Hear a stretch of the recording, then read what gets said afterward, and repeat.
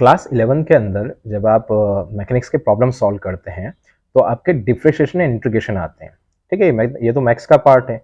अब जिन्होंने group B ले रखा होता है, जो बायोलॉजी वाले होते हैं, उनके लिए थोड़ा सा हार्ड हो जाता है क्योंकि उनको डिफरेंशिएशन और इंटीग्रेशन सीखने पड़ते हैं। एक छोटा सा मैं वीडियो बना रहा हूँ। इस वीडियो के अंदर मैं आपको एक्सप्लेन करूंगा कि आपको डिफरेंशिएशन कैसे पहचानना है और इंटीग्रेशन कैसे पहचानना है, जो कि बहुत सिंपल है। ऐसा कोई रॉकेट साइंस नहीं है कि आप पहचान नहीं पाओगे। आप ग्रुप बी से बिलोंग करते हो कि डिफरेंशिएशन कब करना है या इंटीग्रेशन कब करना है। देखिए, स्टार्ट करते हैं। एक्स, एज वी नो, जब आपने मैकेनिक्स स्टार्ट करी होगी, मोशन इन स्ट्रेट लाइन पढ़ा होगा, तो वहां पे एक्स आया होगा। या आपके जो सर टीचर पढ़ाने वाले उन्होंने एस ले लिया होगा, एस फॉर सुपरमैन। यहाँ पे हमने एक्स लिख रखा है, एक्स फॉर क्रिसमस वाला एक्स। तो इस एक्स को मैंने बोला है डिस्प्लेसमेंट या तो पोजिशन। मैं चाहूं तो डिस्टेंस भी बोल सकता हूं, डिस्प्लेसमेंट, पोजिशन या डिस्टेंस। अगर इसको मैं टाइम के फॉर्म में डिफरेंशिएट कर देता हूं, अब डिफरेंशिएशन का मतलब क्या होता है? मैथमेटिक्स में डिफरेंशिएशन का मतलब होता है कि आप एक छोटे से पार्ट पे वर्क कर रहे हैं। ठीक है, मतलब हो सकता है आपका ये डिस्प्लेसमेंट, ये डिस्टेंस बहुत बड़ा हो, ये पोजीशन बहुत बड़ी हो, लेकिन जब आप इसे डिफरेंशिएट करते हैं, मतलब किसी पर्टिकुलर सेक्शन पे आप बात कर रहे हैं कि पर्टिकुलर सेक्शन पे मुझे टाइम के अंदर जो चेंज हुआ है वो निकालना है। ठीक है, तो डिफरेंशिएशन का मतलब होता है स्मॉल करना और इंटीग्रेशन का मतलब होता है बड़ा करना, लार्ज करना। ठीक है, ये सिंपल सा डिफरेंस है बिटवीन डिफरेंशिएशन एंड इंटीग्रेशन। तो x को मैंने, x के आगे मैंने d अपॉन dt लिख दिया। इसका मतलब मैं x को t के फॉर्म में डिफरेंशिएट कर रहा हूं, तो आपकी वेलोसिटी बन जाएगी। कौन सा टर्म बनेगा? वेलोसिटी। ओके, वेलोसिटी की डेफिनेशन क्या होती है? डिस्प्लेसमेंट अपॉन में टाइम। वही तो लिखा है, डिस्प्लेसमेंट अपॉन में टाइम। देखिए, आप दूसरे तरीके से भी समझ सकते हैं, डिस्प्लेसमेंट अपॉन टाइम ही लिखा हुआ है। फिर एक काम करिए, अब वेलोसिटी को लीजिए और इसको t के फॉर्म में डिफरेंशिएट कर दीजिए, मतलब d अपॉन dt इसके आगे लगा दीजिए, तो आपका एक्सेलरेशन बन जाएगा। एक्सेलरेशन क्या होता है? Rate of change of velocity with respect to time. तो वही तो लिखा है, change of velocity with respect to time. चलिए एक एग्जांपल समझते हैं। ये हमने एक पोजीशन ले रखी है इन टर्म्स ऑफ टाइम, या डिस्प्लेसमेंट ले रखा है इन टर्म्स ऑफ टाइम। अब इसको मैं डिफरेंशिएट करता हूं। अगर मैं x को t के फॉर्म में डिफरेंशिएट करता हूं, लिखने का तरीका क्या है? इसके आगे d अपॉन dt लगा दीजिए, तो मेरा वेलोसिटी बन जाएगा। डिफरेंशिएशन क्या होता है कि जो भी पावर होती है वो पावर आगे आ जाती है और पीछे एक सब्सट्रैक्ट हो जाता है, पावर में से एक सब्सट्रैक्ट हो जाता है। तो 2 आगे आ जाएगा मल्टीप्लाई में, 2 में से 1 गया तो 1। टी की पावर, यहाँ पे मैंने कुछ नहीं लिखा है, जहां पे कुछ नहीं था 1 होता है, तो टी की पावर यहाँ पे कितनी है? 1। अब यहाँ पे टी है तो टी का डिफरेंशिएशन 1 हो जाएगा, क्योंकि आप टाइम के फॉर्म में डिफरेंशिएट कर रहे हैं। अच्छा, एक तरीका और, यहाँ पे टी के ऊपर पावर कितनी? 1, 1 आगे आ जाएगा और पीछे -1 वो होता है, ऐड हो जाता है। तो 1 -1 कितना होता है? अगर किसी अल्फाबेट के ऊपर 1 -1 पावर में आता है तो वो 0 होता है, और जिसकी पावर 0 होती है आंसर 1 होता है।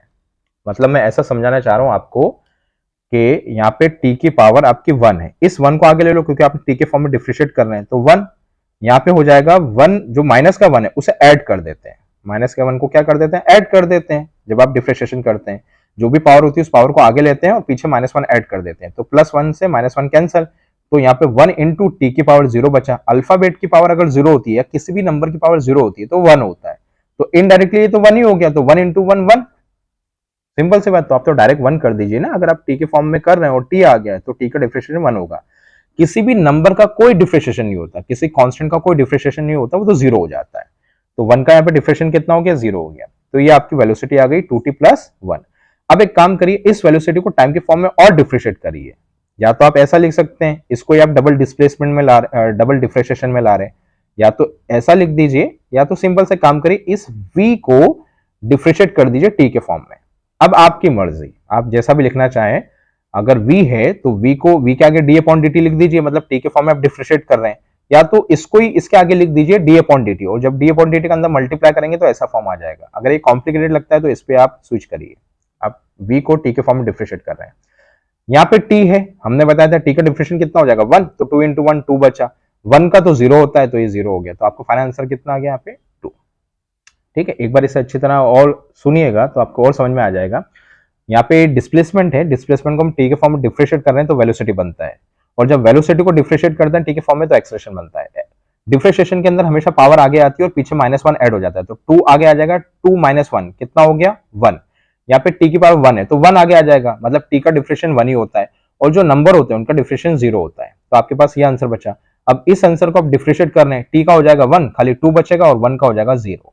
ओके, ठीक है। तो ये क्रम होता है डिफ्रेशिएशन का। अगर x आपका t के फॉर्म में दिया है तो आप डिफ्रेशिएट करके वेलोसिटी निकालेंगे, ये निकाली वेलोसिटी, और वेलोसिटी को डिफ्रेशिएट करके आप एक्सेलरेशन निकालेंगे। मतलब जब भी आपको x पोजीशन बोल लीजिए, डिस्प्लेसमेंट बोल लीजिए, डिस्टेंस बोल लीजिए, अगर आपको t के फॉर्म में दिया होगा तो आपको डिफ्रेशिएशन ही करना है, अगर आपको वेलोसिटी निकालनी है या एक्सेलरेशन निकालना है।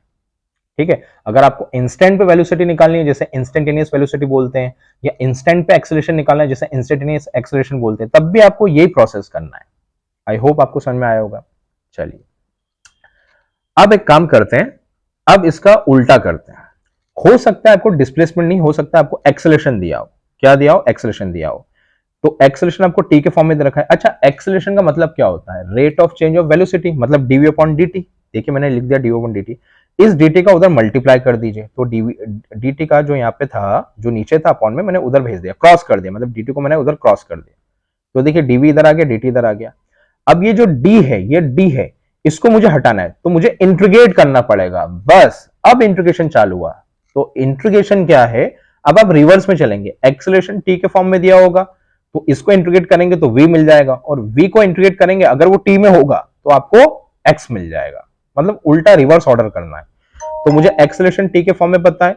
एक्सेलरेशन का मतलब होता है rate of change of velocity with respect to time, मतलब dv अपॉन dt। dt को मैंने उधर ट्रांसफर कर दिया, अब मैं दोनों तरफ इंटीग्रेट करूंगा तो मुझे वेलोसिटी मिल जाएगी। समझ में आया? आपको रिवर्स करना है, मतलब एक्सेलरेशन, एक्सेलरेशन के बाद वेलोसिटी, वेलोसिटी के बाद डिस्प्लेसमेंट। इसके लिए आपको इंटीग्रेशन करना पड़ता है।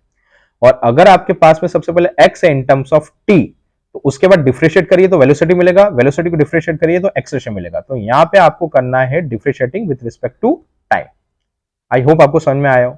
अगर आप टाइम के फॉर्म में इसे डिफरेंशिएट करते हैं तो वेलोसिटी, इसे डिफरेंशिएट करते हैं तो एक्सेलरेशन। लेकिन जब एक्सेलरेशन टी के फॉर्म में दिया हो तो आपको अगर वेलोसिटी या डिस्प्लेसमेंट निकालने को बोला गया हो, मतलब रिवर्स ऑर्डर में आना है।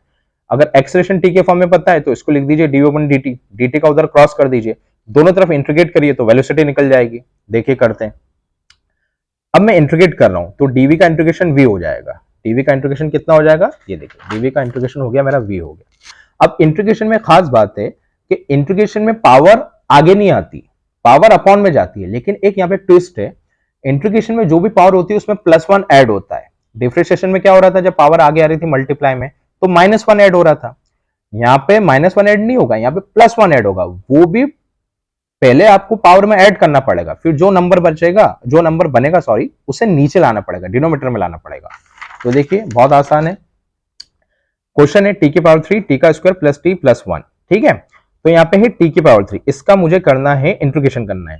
तो सबसे पहले तो पावर के अंदर 1 को ऐड कर दीजिए, तो 3 1 कितना होगा? 4। जो ऊपर पावर है वो को भी नीचे आ जाएगा, तो ये आ गया टी की पावर 4 अपॉन में 4। ओके, फिर अगला यहाँ पे क्या है? T square. तो टी स्क्वायर के क्या हो जाएगा? 2 में 1 को ऐड करिए, 2 + 1 3। जो ऊपर पावर है वो को भी नीचे आ जाएगा। यहाँ पे टी है, टी की पावर कितनी? जहाँ पे कुछ नहीं था 1 होता है, तो इसकी पावर 1 है, तो 1 + 1 कितना हो जाएगा? 2। तो 2 ऊपर आएगा, 2 नीचे आ जाएगा। और 1 अगर यहाँ पे डिफरेंशिएशन में करता तो 1 को डायरेक्ट में 0 कर देता, क्योंकि कभी भी किसी कांस्टेंट नंबर का डिफरेंशिएशन नहीं होता, लेकिन इंटीग्रेशन जरूर होता है। अगर आप टी के फॉर्म में इंटीग्रेशन कर रहे हैं तो अगर आपके सामने कोई डिजिट दे रखी है, जैसे यहाँ पे 1 दे रखा है, तो 1 × टी कर दीजिए। मतलब उस डिजिट के साथ आपका जिस फॉर्म में आप इंटीग्रेट कर रहे हैं वो फॉर्म लग जाएगा। जिस फॉर्म में आप इंटीग्रेट कर रहे हैं वो फॉर्म लग जाएगा। जैसे हमें 1 दे रखा है तो 1 × टी कर दीजिए। अगर 2 दे रखता तो 2 × टी कर देता। मतलब अगर आपके पास उस मतलब इंटीग्रेशन फॉर्म नहीं है जिसके अंदर आपको इंटीग्रेशन फॉर्म करना है, तो वहां पे वो इंटीग्रेशन फॉर्म को लगा दीजिए, आप मल्टीप्लाई कर दीजिए, तो 1 का कितना हो जाएगा? टी हो जाएगा। ओके, इतना आसान है ये इंटीग्रेशन। अब देखिए वेलोसिटी, वेलोसिटी को मैं क्या लिख सकता हूं? dx upon dt, change of मतलब displacement with respect to time, change of displacement with respect to time, या डिस्प्लेसमेंट अपॉन में टाइम, जैसा आपको समझ में आया। ठीक है, सिंपल था ये, डिस्प्लेसमेंट अपॉन में टाइम। तो v को मैंने लिख दिया dx अपॉन dt, dt का उधर ट्रांसफर कर दीजिए। अब दोनों तरफ इंटीग्रेट करिए वापस, तो जैसे इंटीग्रेट करेंगे तो dx का x हो जाएगा। ओके, अब देखिए यहाँ पे पावर कितनी? t की पावर 4। आपको तो t के फॉर्म में इंटीग्रेट करना है ना, तो जो भी हमें पावर होगी उसमें +1 को ऐड करना है। तो 4 1 कितना होगा? 5। जो ऊपर बनेगा वो का वही नीचे आ जाएगा। नीचे पहले से 4 है, तो 5 × 4 कितना हो जाएगा? 20। देखिए मैंने डायरेक्ट करा है, यहाँ पे 5 आ गया है और नीचे 5 × 4 कितना हो गया? 20। अब जरा आप करिए, यहाँ पे 3 है, 3 की जगह यहाँ पे अब जब मैं इसका इंटीग्रेट करूंगा तो 3 + 1 कितना हो जाएगा? 4। 4 नीचे आएगा, 4 3 = 12। यहाँ पे 2 है, 2 + 1 कितना हो जाएगा? 3। 3 3 नीचे आएगा, 3 2 = 6। यहाँ पे पावर 1 है, 1 और 1 कितना हो जाएगा? 2, तो यहाँ पे 2 नीचे आ जाएगा। That's it. मतलब इसमें रिवर्स ऑर्डर करना है। सबसे पहले एक्सलेशन दिया होगा इन टर्म्स ऑफ टी, इसको आप जब इंटीग्रेट करेंगे, मतलब एक्सलेशन को आपको लिखना है डी अपन डी टी, डी टी को तो ट्रांसफर करिए, दोनों तरफ इंटीग्रेट करिए टाइम के फॉर्म में, तो ये आपका वेलोसिटी बन जाएगा। फिर वेलोसिटी को आप लिखिए डिस्प्लेसमेंट ऑन टाइम, मतलब D x upon D T लिखिए, डी टी को तो ट्रांसफर करिए, दोनों तरफ इंटीग्रेट करिए, तो आपका एक्स निकल जाएगा। और इंटीग्रेशन में जो भी पावर होती है उसमें +1 ऐड होता है पहले, और जो ऊपर पावर बनती है वो कभी नीचे आ जाता है। अगर नीचे पहले से कोई नंबर है तो उसमें मल्टीप्लीकेशन हो जाता है। जैसे यहाँ पे 4 था तो 4 + 1 कितना हो गया 5, 5 नीचे आएगा, 5 4 जा 20। यहाँ पे 3 था तो 3 + 1 कितना हो जाएगा 4, क्योंकि आप इंटीग्रेट कर रहे हैं, ठीक है। 4 नीचे आएगा, 4 3 जा 12। यहाँ पे 2 था, 2 + 1 कितना हो गया 3, 3 नीचे आएगा, 3 2 जा 6। अब यहाँ पे पावर 1 है तो 1 + 1 कितना हो जाएगा 2, तो 2 नीचे आ जाएगा। ये देखिए यहाँ पे कुछ नंबर नहीं था, मतलब 1 था यहाँ पे, ठीक है। 2 × 1 2 ही होता है, ठीक। आई होप आपको ये वीडियो काफी हेल्प करें डिफरेंशियल इंटीग्रेशन समझने में। Thank you.